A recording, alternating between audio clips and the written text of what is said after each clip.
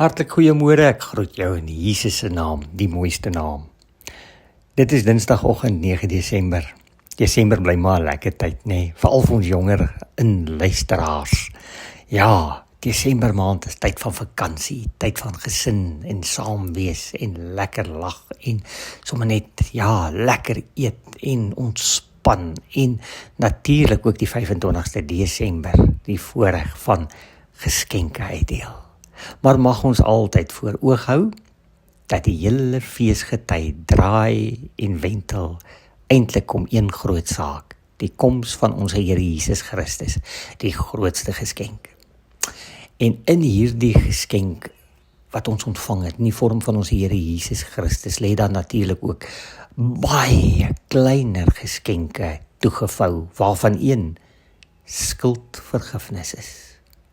En ja, as die Here Jesus nie gekom het nie, was daar nie vir u en vir my enigsins sprake van skuldvergifnis nie. En daarom is dit so lekker om vanoggend dan verder voort te gaan op hierdie kosbare onderwerp van genesing in die vorm van skulderkentenis en belydenis. En daarom lees ons vanoggend Psalm 32 vers 3. Toe ek oor my sonde geswyg het my liggaam uitgeteer. Sjoe, in hierdie psalm vertel Dawid toe hy wel sy skuld erken het later en dat dit sy gemoed en sy lewe verander het. Want die Here het sy sondes vergewe en hom toe met liefde kom ontvou. Lees maar vers 10. Maar voordat hy dit gedoen het, was die effek van die skuld en die sonde wat hy gepleeg het en wat hy verswyg het en geheim gehou het van so 'n aard dat dit negatief geïmpakteer selfs op sy liggaam. Nou ja, wat se voordele lê daar dan nou in om soos 'n Dawid in alle opregtheid jou skuld en jou sondes na die Here toe te bring? Kom ons sê vir mekaar, dit help jou om natuurlik in die groter prentjie die versekering te hê dat die Here jou vergewe het. Gaan lees my 1 Johannes 1 vers 9. Want die Here verwag dat jy berou sal hê en dat jy jou sondes moet bely en dan die kosbaarheid, hy vergewe jou. Belydenis gee dan ook vir jou 'n stuk verligting vir jou skuldbeswaarde gemoed. Soms broei 'n mens so oor jou foute dat dit soos 'n swier in jou binneste word. En om dit te bely en te erken beteken dat jy hierdie sweer eintlik dan nou oopmaak sodat die pyn verlig word en die seerplek kan genees. As jy aan God dan kom bely, dan smeer hy self die salf van vergifnis en liefde. En dan vind daar innerlike genesing plaas.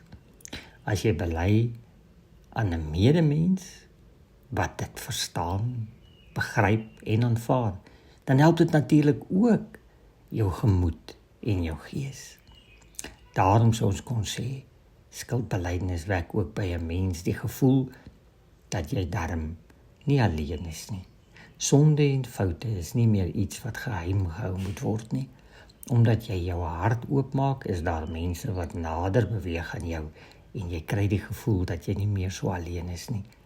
Gewoonlik deel ander dan ook hulle worstelinge met dit wat vir hulle ook 'n gevoel gebring het van swaar kry en verwydering. Maar as 'n mens dit in opregtheid met mekaar deel, bring dit ook 'n gevoel en verhoog dit die ervaring van aanvaarding en eensgesindheid, anders gesê gemeenskap van die gelowiges. Geliefdes, mag ons dan ook soos Dawid met ons oortredinge na die Here toe kom. En lees vanoggend daai 1 Johannes 1 vers 9 teks.